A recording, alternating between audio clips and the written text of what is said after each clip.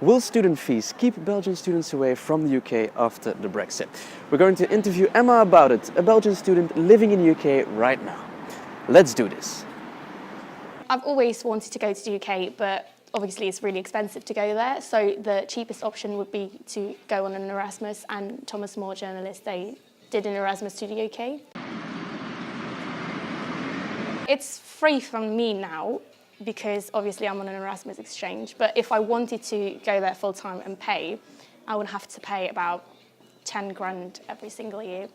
So even after Brexit, I think I would go on an Erasmus because they are trying to keep this part of Europe instead of part of the European Union.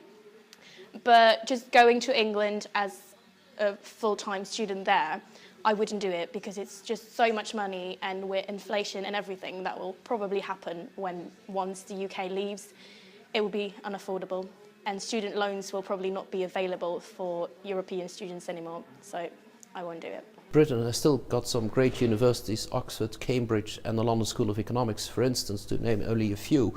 Well, they are looking forward to receiving Belgian and French and Czech and other students.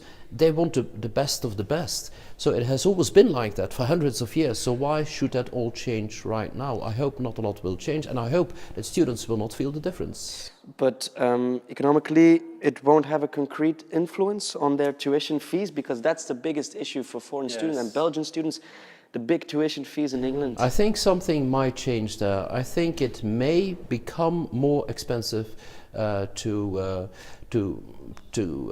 enroll for a university in Britain, but then I hope that Europe will invest in those very brilliant students and will pay some of the fee.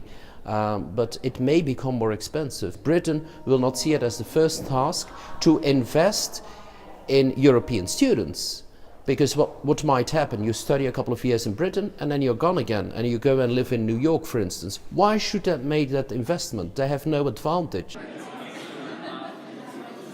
They use students as figures to basically increase the number of to feed into immigration statistics, and because the government is so anti-immigration and they're doing their best to keep immigrants out of the country, then there's this is something that is definitely going to have an impact.